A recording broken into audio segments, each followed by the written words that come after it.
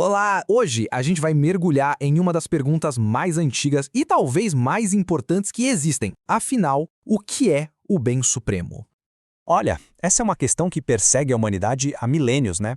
Mas uma das investigações mais profundas sobre isso veio lá da Grécia Antiga, com um filósofo que todo mundo já ouviu falar, Aristóteles. O ponto de partida de Aristóteles é, na verdade, bem simples. Ele observou que toda e qualquer ação que a gente toma, seja, sei lá, aprender um ofício ou estudar uma ciência, tudo isso tem um propósito. E esse propósito é sempre alcançar alguma forma de bem. Só que aí vem o pulo do gato. Esses bens não são todos iguais. Pensa numa corrente, onde um elo leva ao outro. A gente faz uma coisa para conseguir outra, que por sua vez serve para alcançar algo ainda maior. É uma hierarquia, uma coisa levando a outra. E essa corrente de ações, ela tem que ter um fim, certo? Tem que ter um topo. É isso que leva à pergunta central. Será que existe um bem final, um bem supremo que é o objetivo de tudo? É atrás desse bem maior que Aristóteles nos convida a ir. Para começar essa investigação, Aristóteles age quase como um detetive. Ele vai atrás dos suspeitos de sempre. E o nome que quase todo mundo dá para esse bem supremo é felicidade. Parece fácil, né? O problema é que, quando a gente pergunta o que é felicidade, aí cada um diz uma coisa. O primeiro suspeito na lista é o prazer. Para muita gente, ser feliz é isso, buscar prazer. Mas Aristóteles já corta essa ideia de cara. Para ele, uma vida focada só nisso seria uma vida bestial, digna de animais, não de seres humanos. Certo? E que tal a honra? Ser reconhecido, ter prestígio?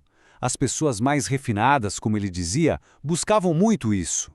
Mas aqui também tem um problema sério. A honra é muito frágil. Ela depende dos outros te darem, não de você. Ela pode ser tirada a qualquer momento. Por último, a riqueza, o dinheiro. Essa, então, é descartada rapidinho. Aristóteles diz que a riqueza é só uma ferramenta. Ela é útil para conseguir outras coisas, mas ninguém quer dinheiro só por querer. Ela não é o fim, é só um meio. Definitivamente não é o nosso bem supremo. Então, se a felicidade não é prazer, nem honra, nem riqueza, o que sobra?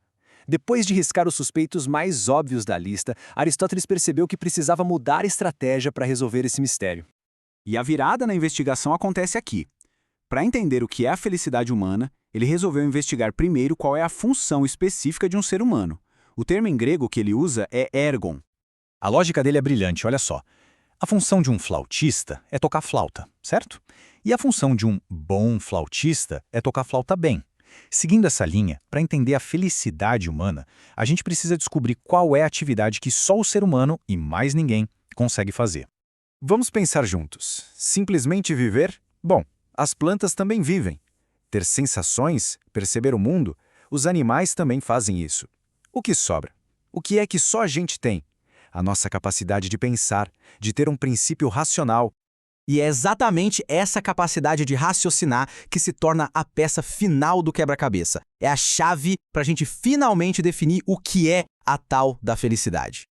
Então, se a nossa função exclusiva é usar a razão, o bem do ser humano, ou seja, a felicidade, tem que ser o exercício dessa função. Faz todo sentido, né? E aqui tem um detalhe fundamental, presta atenção. Felicidade não é um sentimento passivo, não é algo que a gente tem e guarda. É uma atividade. É um estado de fazer, de praticar, de se engajar ativamente na vida. E não é só usar a razão, é usar a razão bem. É agir com excelência, de acordo com a virtude. É buscar o nosso melhor potencial em tudo que a gente faz. Certo. Mas será que é só isso? Viver uma vida de atividade virtuosa e pronto? Para Aristóteles, a foto ainda não estava completa. Faltavam alguns detalhes importantes. Primeiro, felicidade não é coisa de um momento só. Ele usa aquela famosa frase, uma andorinha só não faz verão. Da mesma forma, um dia bom não faz uma vida feliz. É preciso que isso se estenda por uma vida completa. Segundo, Aristóteles tinha os pés no chão. Ele sabia que, na prática, é muito difícil, se não impossível, agir de forma nobre e virtuosa se faltarem alguns recursos básicos. Coisas como amigos, uma certa riqueza, algum poder político e até uma boa aparência. A falta disso tudo não significa que a pessoa será infeliz, mas, segundo ele, a ausência desses bens pode sim empanar a felicidade, dificultar o caminho. Então, juntando tudo, a gente tem a imagem completa.